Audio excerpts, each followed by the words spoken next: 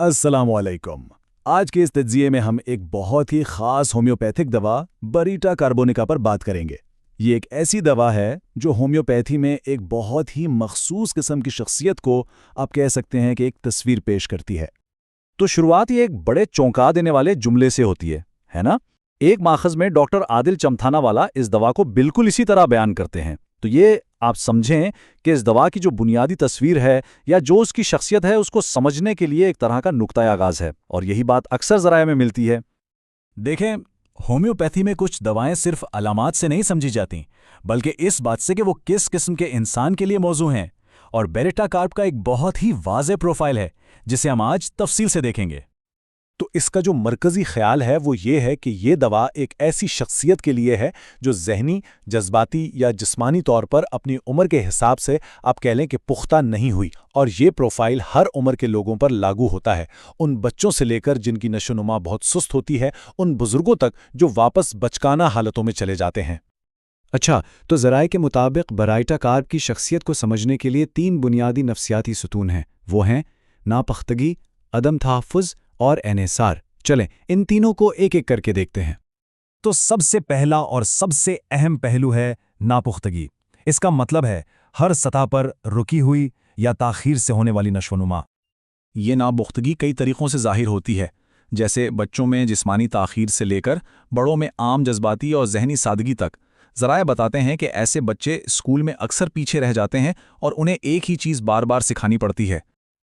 اب ناپختگی اکثر گہرے عدم تحفظ کا باعث بنتی ہے، جو اس دوا کا دوسرا بنیادی ستون ہے۔ ظاہر ہے، جب کوئی محسوس کرتا ہے کہ وہ دوسروں سے جیسا نہیں ہے تو خود اعتمادی میں کمی آنا فطری بات ہے۔ یہ کلاسک شرمیلا رویہ ہے۔ کئی ذرائع اس خاص حرکت کو نمایاں کرتے ہیں جہاں بچہ اجنبیوں سے، یہاں تک کہ ڈاکٹر سے بھی اپنی ماں کے پیچھے یا کسی کرسی کے پیچھے چھپ جاتا ہے اور وہاں سے اپنی انگلیوں کے بیچ سے جھانکتا ہے۔ انہیں مسلسل یہ وہم بھی رہتا ہے کہ لوگ ان کا مذاق اڑا رہے ہیں۔ یہی عدم تحفظ ایک ایسی کیفیت کو جنم دیتا ہے جسے ہومیوپیتھک لٹریچر میں ارریزولوشن کہتے ہیں، مطلب فیصلہ کرنے میں شدید دشواری۔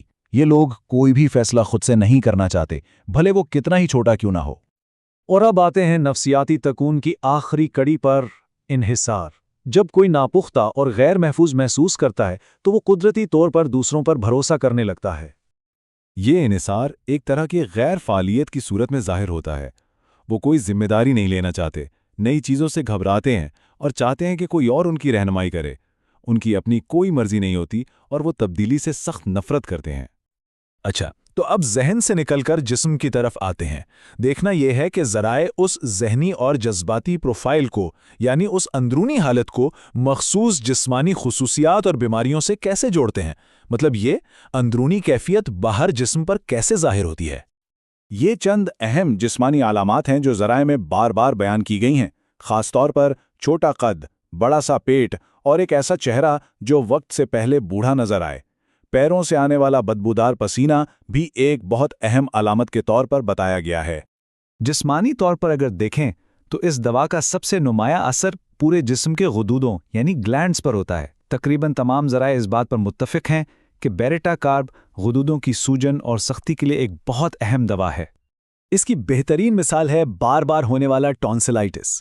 ذرا سی سردی لگنے پر ٹونسلز سخت پتھر کی طرح سونج جاتے ہیں، تیز بخار ہو جاتا ہے اور ان میں پیپ پڑنے کا بھی بہت رجحان ہوتا ہے۔ یہ برائٹا کارب کی ایک بہت ہی خاص علامت سمجھی جاتی ہے۔ اچھا، اب ایک بہت ہی دلچسپ تصور کی طرف بڑھتے ہیں۔ ذرائع برائٹا کارب کو زندگی کے آغاز اور اختتام دونوں کے لیے موضوع قرار دیتے ہیں۔ اسے اکثر پہلے اور دوسرے بچپن کی دوا بھی کہا جاتا ہے۔ جیسا کہ ایک ماخذ میں کیا خوب کہا گیا ہے، بڑھاپا دوسرا بچپن ہے۔ یہ ایک جملہ بچوں اور بوڑھوں میں اس دوا کے استعمال کے درمیان جو تعلق ہے اسے بہترین طریقے سے واضح کر دیتا ہے۔ یہاں ہم اس تصور کو عملی طور پر دیکھ سکتے ہیں۔ بچوں کی علامات بوڑھوں کی علامات کے بالکل متوازی چلتی ہیں۔ جہاں بچوں میں سیکھنے میں تاخیر ہے، وہیں بوڑھوں میں یادداشت کی کمی نظر آتی ہے۔ بچوں میں ٹونسلز کی سوجن تو بوڑھوں میں پروسٹیٹ کی۔ یہ جسمانی اور ذہنی زوال کے ایک جیسے نمونے ہیں۔ تو آئیے اب تک کی ساری معلومات کا خلاصہ کرتے ہیں اور دیکھتے ہیں کہ برائٹا کارب کی مجموعی تصویر کیا بنتی ہے اور اس کے اہم استعمال کیا کیا ہیں۔ یہ ٹیبل مختلف ذرائع میں بتائے گئے اہم طبی استعمالات کا خلاصہ ہے۔ غدودوں کے مسائل جیسے ٹونسلائٹس اور پروسٹیٹ سے لے کر بڑھاپے کی حالتوں جیسے ڈیمنشیا اور شریانوں کی سختی تک یہ دوا ایک بہت وسیع دائرۂ کار رکھتی ہے۔ اچھا، اس سے پہلے کہ ہم ختم کریں، ایک بہت ہی اہم حفاظتی معلومات ہے جس پر تمام ذرائع بہت زور دیتے ہیں۔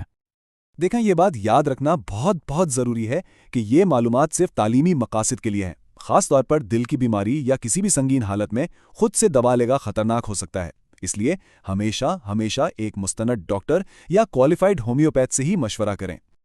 اور آخر میں ایک سوال جو سوچنے پر مجبور کرتا ہے، کیا واقعی ایک بنیادی پروفائل جو ناپختگی اور انحصار پر مبنی ہے، زندگی کے دو بالکل مختلف کناروں پر اتنی ساری علامات کی وضاحت کر سکتا ہے؟ یہ ہومیوپیتھی میں آئینی دوا کے تصور کی گہرائی کو ظاہر کرتا ہے۔ آج کے اس تجزیے میں اتنا ہی، بہت شکریہ۔